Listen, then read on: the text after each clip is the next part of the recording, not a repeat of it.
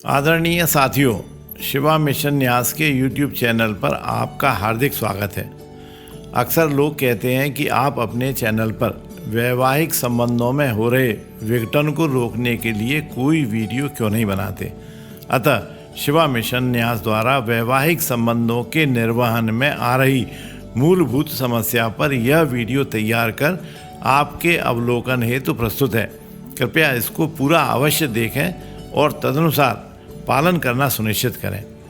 सनातन धर्म के जनक भगवान शिव जी ने जब यह देखा कि ब्रह्मा जी द्वारा रचित सृष्टि में वैवाहिक संबंधों को लेकर घोर अनाचार व्यभिचार उत्पन्न हो रहा है, स्त्री पुरुषों में स्वच्छंद यौनाचार प्रचलन में आ गया है, यौन संबंधों पर कोई रोक टोक नहीं रह गई है, कोई किसी का उत्तरदायित्व वहन करने के लिए वचनबद्ध नहीं है, तब भगवान शिव जी ने, जब देवी पार्वती जी ने हिमवान के यहाँ जन्म लिया, तब वैदिक परंपरा से एक वैवाहिक पद्धति की स्थापना कर स्वयं उसका पालन करते हुए देवी पार्वती जी से विवाह कर वैवाहिक परंपरा की स्थापना की, जिसका उल्लेख शिव पुराण से लेकर लगभग सभी पुराणों में मिलता है।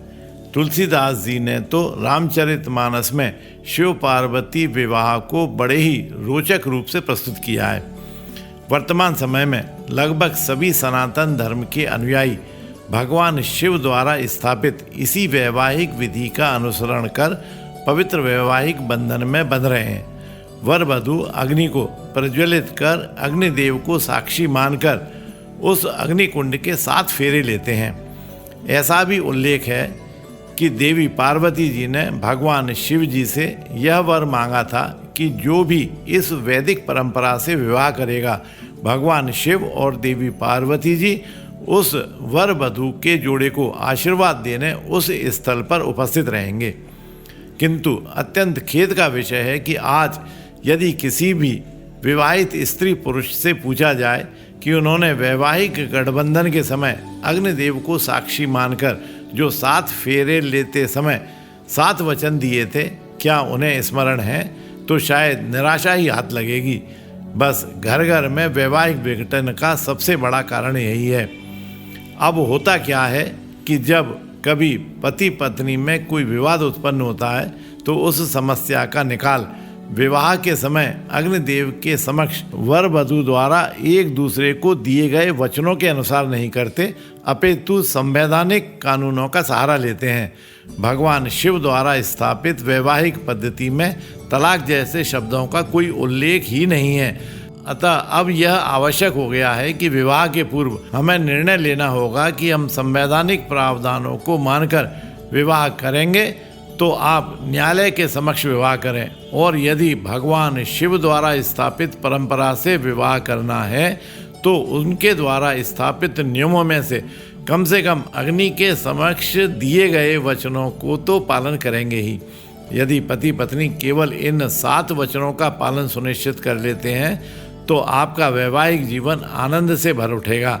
वधू द्वारा वर से मांगे जाने वाले 7 वचन और वधू द्वारा वर को दिए गए 7 वचनों की PDF फाइल की लिंक नीचे डिस्क्रिप्शन में दी गई है, जिसे आप डाउनलोड करके प्रिंट निकाल सकते हैं तथा अपने शयन कक्ष में लगा सकते हैं, जिससे आप एक दूसरे को वचन याद दिला सकें। शिवा मिशन न्यास का उन ब्राह्मण देवता से अनुरोध है जो विवाह संपन्न कराते हैं, इन 7 वचनों का प्रिंट निकालकर फेरों के बाद वर वधू को पृथक पृथक अवश्य दें।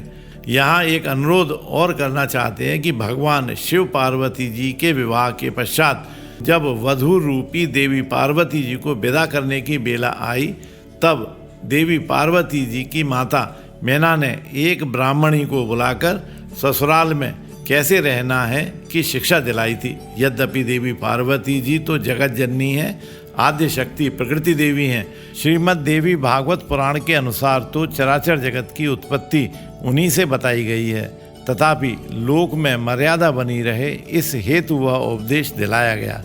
संभवतः यह परंपरा विलुप्त प्राय हो गई है, अतः शिवा मिशन न्यास द्वारा उसे पुनर्जीवित करने के लिए एक वीडियो तैयार किया गया है, जिसे आप क्लिक कर देख सकते हैं। यदि यह वीडियो आपको अच्छा लगा हो तो कृपया लाइक करें, शेयर करें एवं शिवा मिशन न्यास के आध्यात्मिक चैनल को सब्सक्राइब अवश्य करें। बोलिए ओम नमः शिवाय।